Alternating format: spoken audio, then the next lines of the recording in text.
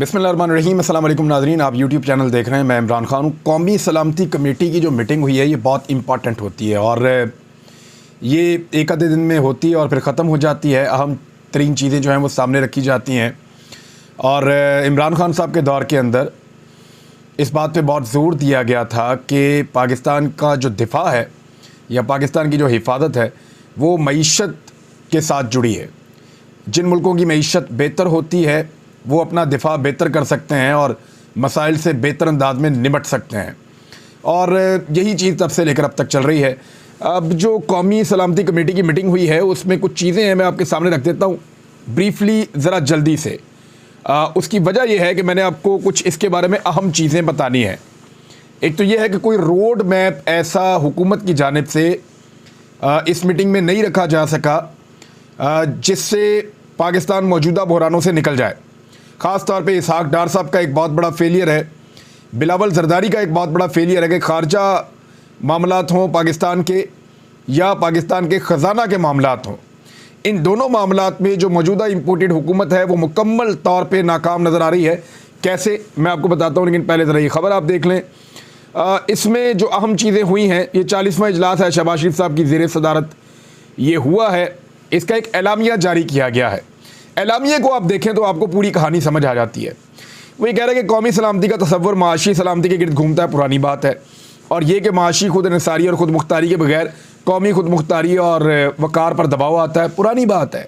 ये सब हम माजी में बहुत दफ़ा पढ़ चुके हैं। यानी इसके अंदर से कुछ ऐसा नहीं निकल रहा जो आपको ख़बर दे रहा हो, कोई रोड मैप बता रहा हो या आपको बता रहा हो कि मसाइल का कोई हल इस हुकूमत के पास है। बताया गया कि इजलास में मुल्क की माशी सूरत हाल और उन चैलेंजेस का जामे अंदाज में जायज़ा लिया गया जिसकी ख़ास तौर पर पाकिस्तान के कम आमदनी और मुतवसत तबके से ताल्लुक़ रखने वाले अवाम को सामना है। ये तो पुरानी घिसी पटी पुराना एक स्क्रिप्ट है जो हमेशा पाकिस्तान के अंदर जो प्रेस रिलीज़ लिखने वाले हैं वो सरकारी किस्म के लोग वो लिख देते हैं और वही सामने आ जाता है। अब इसके बाद आया वज़ीर ख़जाना ने रोड मैप के हवाले से ब्रीफिंग दी और आलमी मालियाती इदारों से कैसे मुज़ाकरात किए जाएंगे। मुज़ाकरात तो बहुत बुरी तरह फ्लॉप हो रहे हैं इनके, और IMF जो है उसको अक्टूबर में आना था, नवंबर में आना था, दिसंबर में आना था, अब जनवरी में आना था। अब पता चल रहा है कि मार्च तक कोई डेवलपमेंट नहीं है।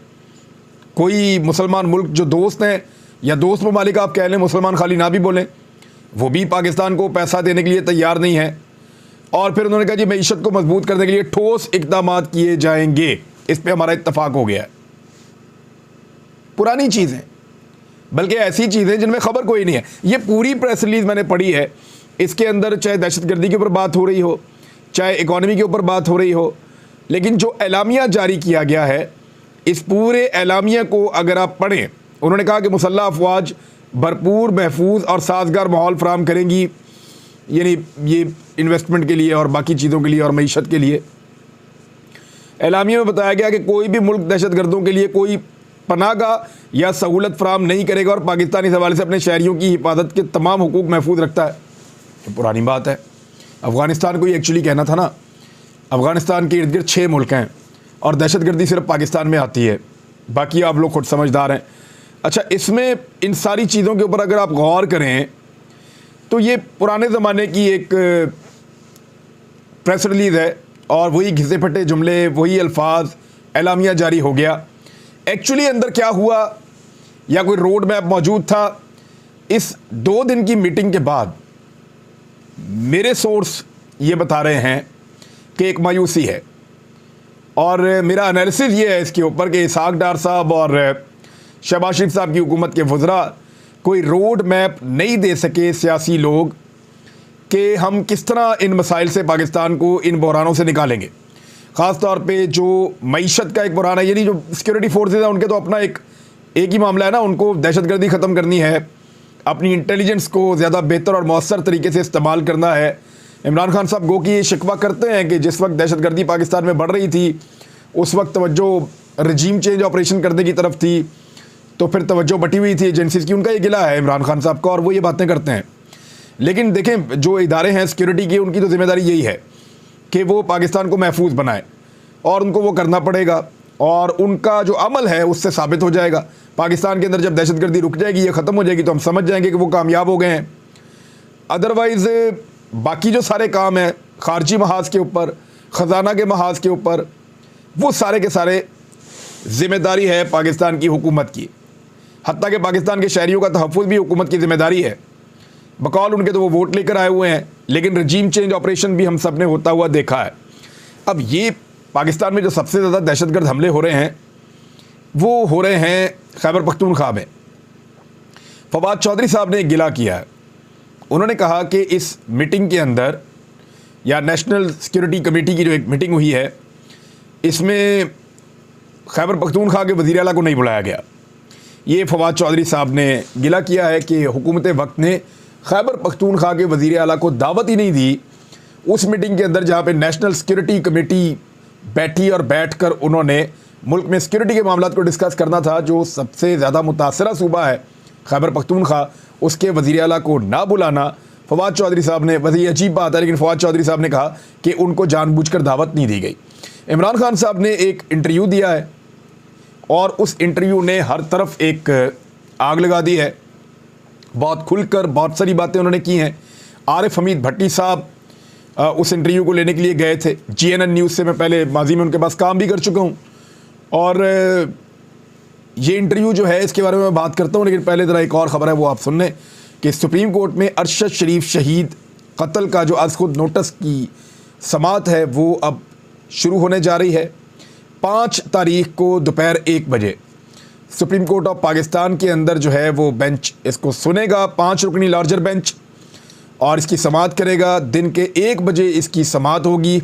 इस बेंच में जस्टिस एजाजुल एहसन साहब हैं, जस्टिस मज़ाहिर अली अकबर साहब हैं, जस्टिस जमाल बंदोखेल साहब हैं और जस्टिस मोहम्मद अली मदर साहब भी हैं, और चीफ़ जस्टिस जनाब उमर अता बंदयाल साहब की सरबराही के अंदर ये लार्जर बेंच इस केस को सुनेगा। हमें पाकिस्तान की अदलिया से इंसाफ की उम्मीद है। लाखों लोगों के ख़त लिखने के बाद आपने ये नोटिस लिया है और लाखों नहीं करोड़ों लोग आपकी तरफ देख रहे हैं कि आप अरशद शरीफ को इंसाफ देंगे, और हम उसके लिए हर हद तक तमाम कोशिशें करते रहेंगे, हमेशा करते रहेंगे। एक शहीद के साथ हमारा वादा है। और फ्री कैन को नोटिस जारी कर दिए गए हैं। अब आ रहे हैं इमरान खान साहब ने इंटरव्यू में क्या कहा, ये बहुत इंपॉर्टेंट है। इमरान खान साहब ने बराह रास्त कहा कि पाकिस्तान की एजेंसियां हमारी पॉलिटिकल पार्टी के लोगों को तोड़ रही थी, और उन्होंने कहा कि एजेंसियां हमारे लोगों को तोड़ रही थी, लेकिन जनरल बाजवा कह रहे थे कि हम न्यूट्रल हैं। अब सारी चीज़ें सामने आ गई हैं। ये मनसूबा 2021 की गर्मियों में बन गया था। ये GNN से बात करते हुए इमरान खान साहब ने कहा कि ये प्लान पहले ही बन गया था, अब तो सारी चीज़ें सामने आ गई हैं। शुरू में काफ़ी शकूक मौजूद थे कि क्या हो रहा है, हमें समझ नहीं आ रहा था। एक बात जनरल बाजवा कहते थे, एक ग्राउंड पर हो रही थी, एजेंसियां हमारे लोगों को तोड़ रही थी, लेकिन जनरल बाजवा कह रहे थे कि हम न्यूट्रल हैं। अब सारी चीज़ें सामने आ गई हैं। ये मनसूबा 2021 की गर्मियों में बन गया था। इमरान खान ने दावा किया है कि काम शुरू हो गया था, यानी हुसैन हक्कानी को हमारी ही हुकूमत में हायर किया गया और उसे जनरल रिटायर बाजवा ने हायर किया, जिसने अमेरिका में पूरी मुहिम चलाई कि इमरान खान अमेरिका के ख़िलाफ़ है, और जनरल रिटायर बाजवा की तारीफ़ें की। हुसैन हक्कानी की ट्वीट भी है, हमें तो पता ही नहीं था कि हमारी हुकूमत में दफ्तर खारजा के नीचे हुसैन हक्कानी को अक्टूबर 2021 में हायर कर लिया गया था। जब से ये साजिश शुरू हुई उसके साथ CIA का भी कोई आदमी था, हमारे दौर में बतौर लॉबिस्ट हायर हुआ था, वो मेरे खिलाफ अमेरिका में काम कर रहा था। ये इमरान खान साहब का एक इंकिशाफ है, और ये एक ऐसा मामला है जिस पे पाकिस्तान में इंक्वायरी ज़रूर होनी चाहिए। दुनिया का कोई भी मुआज़िब मुल्क हो और वहाँ की हुकूमत की नाक के नीचे दूसरे मुल्क को सरकारी पैसा दिया जाए, लॉबिंग के लिए किसी फर्म को हायर किया जाए, और वो उसी मुल्क के वज़ीर आज़म के ख़िलाफ़ लॉबिंग करे और उसी मुल्क के आर्मी चीफ़ के हक़ में लॉबिंग करे, तो ये बहुत अजीब बात है। दुनिया को कोई भी मुआज़िब मुल्क होता तो वहाँ पे एक बड़ी खौफनाक इंक्वायरी होनी थी और बहुत बड़ा स्कैंडल बनना था ये। उन्होंने कहा कि मुझे तो ये भी समझ नहीं आ रही थी कि हुआ क्या है। ये कहना शुरू हो गए कि मैं लेफ्टिनेंट जनरल फैज़ हमीद को आर्मी चीफ लगाना चाहता हूँ। मैंने इस हवाले से कभी सोचा ही नहीं था। मैंने सुना कि इस वजह से आर्मी चीफ बनने की दौड़ में शामिल उम्मीदवार मेरे खिलाफ हो गए। मुझे इसका भी अंदाज़ा नहीं था ये गेम चलाई गई, जिसकी मुझे पूरी तरह समझ नहीं आई। इमरान खान ने कहा कि बाद आहिस्ता आहिस्ता समझ आना शुरू हुआ कि इसके पीछे पूरा एक प्लान था, और प्लान यही था कि शहबाज शरीफ को लाना है। वैसे शहबाज शरीफ को लाने का तो फैसला बहुत पहले ही हो गया था। शहबाज शरीफ साहब ने खुद कह दिया है कि मैं तो अपनी काबीना तैयार कर रहा था, काबीना के बंदे चुन रहा था, जब मुझे पता चला कि इमरान खान को बनाया जा रहा है, और वो तो बहुत पहले बनने वाले थे, लेकिन फिर इमरान खान साहब बन गए।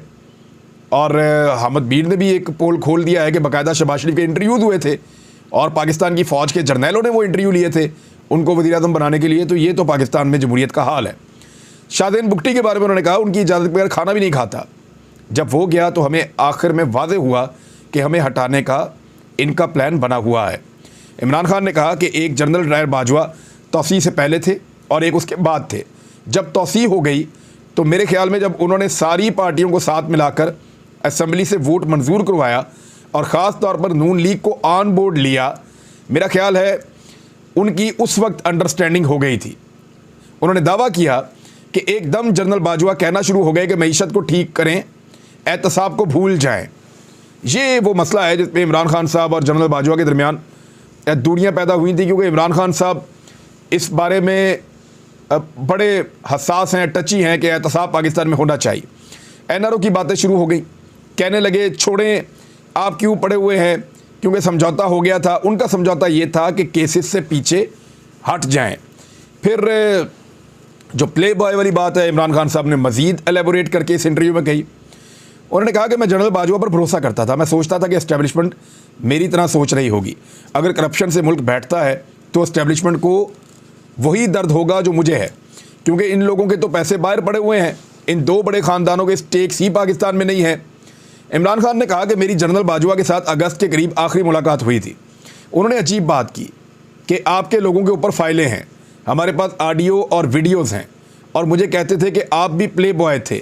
मैंने कहा कि मैं था, मैंने कभी नहीं कहा कि मैं फरिश्ता था, मैं गुनहगार आदमी था। कुरान में अल्लाह ताला कहता है कि जब मैं चाहूँ किसी को सीधे रास्ते पर ले आऊँ। उनका कहना था कि मैंने सवाल किया कि हमारी एजेंसियों का क्या ये काम है कि लोगों को ब्लैकमेल करने के लिए उनके ऊपर फाइलें बनाई जाएं ताकि उनको कंट्रोल कर सके, इसलिए कौम पैसे खर्च करती है, ये मुल्क का दिफा हो रहा है। इमरान खान साहब ने सवाल तो बड़े ठीक पूछे थे। उन्होंने दावा किया कि बाजवा डॉक्ट्राइन है कि कोई इतना तगड़ा ना हो जाए कि वो कंट्रोल ना हो सके। सिंध में पीपल्स पार्टी को खुला हाथ दिया गया। 2018 में जब मुहिम चलाने गया तो निगरान हुकूमत के होते हुए चीफ सेक्रेटरी ने कहा कि यहाँ तो पीपल्स पार्टी का कंट्रोल है। इनको कौन बैक कर रहा था? जब बेनज़ीर भुट्टो शहीद हुई, इससे ज़्यादा वोट पीपल्स पार्टी को 2018 में मिल गए। उन्होंने सिंध में तबाही की हुई है, उन्हें ज़्यादा वोट कैसे पड़ गए? ये आज जो मैंने मनादिर देखे, ये मनादिर ज़रा आप दोबारा भी देख लें कि किस तरह से पाकिस्तान तहरीक इंसाफ की मेंबरशिप लेने के लिए बड़ी तादाद में लोग ऐसे खड़े हैं जैसे मुफ्त में कोई सामान बट रहा है या मुफ्त आटा मिल रहा है, चीनी मिल रही है, राशन मिल रहा है। इस तरह सिंध के लोग पाकिस्तान तहरीक इंसाफ की मेंबरशिप लेने के लिए आ रहे हैं। ये मनाजिर आप देख लें तो ये क्या बता रहे हैं? ये बता रहे हैं कि लोग आसिफ अली जरदारी से, मुराद अली शाह से और बिलावल से तंग हैं, और सैलाब के बाद तो उन्होंने कानों को हाथ लगा लिए कि इनको दोबारा वोट नहीं डालने। अब पाकिस्तान की एस्टेब्लिशमेंट अगर मेहनत करे, जैसा कि कराची में की जा रही है कि MQM का अजीबोगरीब किस्म का वो जो चूंचू का मुरब्बा सबको दोबारा इकट्ठा कर रहे हैं, कराची वालों के हाल पे रहम भी नहीं आता, और दोबारा से वही खेल कराची में शुरू करने की कोशिश की जा रही है। हैदराबाद में वही खेल खेलने की कोशिश की जा रही है, गेम वहाँ पे ऑन है। इसी तरह मुल्तान के अंदर जनूबी पंजाब के घोड़े तोड़ने के लिए पूरा एक जोर लगाया जा रहा है। लाहौर से सेंट्रल पंजाब को कंट्रोल करने की कोशिश की जाएगी। यानी वही पुराना खेल है जो हमेशा खेला जाता है, वही दोबारा खेलने की कोशिश की जा रही है। और दहशतगर्दी की वजह से खैबर पख्तूनख्वा की हुकूमत भी जो है वो बहुत सारी मुश्किलात का शिकार है। अब इमरान खान साहब ने कहा कि वादे हो गया कि उन्होंने मेरे ऊपर कातलाना हमले का मनसूबाबंदी की, मैं अपनी FIR नहीं कटवा सका। इसका मतलब ये है कि यहाँ जंगल का कानून है, यहाँ कानून की हुक्मरानी नहीं है, यहाँ इस्टेब्लिशमेंट इतनी तगड़ी है कि वो आपके साथ जो मर्जी करे, वो कानून से ऊपर हैं, वो कानून तोड़कर हर किस्म का काम कर सकते हैं। इस मुल्क का इंसाफ का निज़ाम उनको कुछ नहीं कह सकता। ये चीज़ें अवाम के सामने आ गई। मुल्क के लिए ज़रूरी है कि हुकूमत और इस्टेब्लिशमेंट एक पेज पर हो तो मुल्क मजबूत होता है। वैसे और भी बहुत सारी चीज़ें इमरान खान साहब ने कहा, जब तक सियासी इस्तेहकाम नहीं आता, माशी इस्तेहकाम नहीं आ सकेगा। टेक्नोक्रेट हुकूमत ने भी कभी मुल्क के मसाइल हल किए, ना वो कर सकेंगे, ना माजी में कोई ऐसी मिसाल है कि उन्होंने किए हों। और जनरल बाजवा को तौसीह देना मेरी हुकूमत की दूसरी गलती थी, इमरान खान साहब ने ये दोबारा कहा है। अब देखिए, रजीम चेंज ऑपरेशन का पोल तो पूरी तरह खुल गया है, क्योंकि आसिफ अली जरदारी और बिलावल के बहुत करीबी साथी मुस्तफ़ा नवाज़ खोखर साहब, जो पीपल्स पार्टी के बहुत इस्लामाबाद और रावलपिंडी के अंदर एक मेन आदमी थे और बड़े काबिल एतबार साथी थे, उनको पहले वार्न किया गया, बाद में उनको पार्टी से निकाला गया, फिर उनसे सेनेटरशिप वापस ले ली गई। तो मुस्तफ़ा नवाज़ खोखर साहब जो हैं वो बहुत खुलकर अब इस पे बात कर रहे हैं। उन्होंने साफ कहा है कि जनरल बाजवा इमरान खान के ख़िलाफ़ अदम एतमाद में या अदम एतमाद की तहरीक की हमायत कर रहे थे।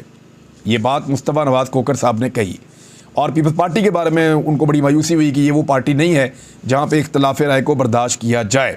अब एक और ख़बर है, वो भी आपके सामने रख देता हूँ कि हुकूमत ने प्लान बनाया है कि इमरान खान साहब की जो ऑडियोज़ हैं उसके ख़िलाफ़ मेंबरों को इस्तेमाल किया जाए, यानी मसाजिद के अंदर ये मामला उठाया जाए, उलमा को तैयार किया जाए कि उलमा इकराम मसाजिद के अंदर इमरान खान साहब की ऑडियोज़ के मामले के ऊपर एहतजाज करें और इस मामले को वहाँ पे उठाएं। वैसे इमरान खान साहब गिराते गिराते इनको कहाँ तक ले आए कि ये इतने गिर गए हैं कि अब मस्जिद के मेंबर को इस्तेमाल करेंगे एक शख्स की पॉलिटिकल मुखालफत में। इमरान खान खुद कह रहे हैं कि वो कोई फरिश्ते नहीं थे और उनका मादी कोई इतना बेदाग नहीं है, ये तो अल्लाह ताला की तरफ से हदायत है, अल्लाह ताला किसी को भी दे सकता है। लेकिन इसके बावजूद उनको नीचा दिखाने के लिए और एक सियासी अज़ाइम हासिल करने के लिए मस्जिदों के मेंबरों को मुबैना तौर पे, ये मैंने पढ़ा कई जगह पे लिखा हुआ था कि मस्जिदों के मेंबरों को इस्तेमाल करने की एक प्लानिंग की जा रही है हुकूमत की जानिब से मुबैना तौर पे। ये यहाँ तक पहुँच गए हैं क्योंकि अब कुछ पल्ले नहीं बचा। इलेक्शन में जब जाएंगे बेड़ा गर्क हो जाएगा और कोई सलूशन, कोई रोड मैप, कोई मंसूबा इस हुकूमत के पास नहीं है मौजूदा बहरान से पाकिस्तान को निकालने के लिए। ये जो कौमी सलामती कमेटी की मीटिंग का एलामिया है वो चीख चीख कर बता रहा है। अब तक के लिए इतना ही, अपना ख्याल रखिएगा, अपने इस चैनल का भी। अल्लाह हाफ़िज़।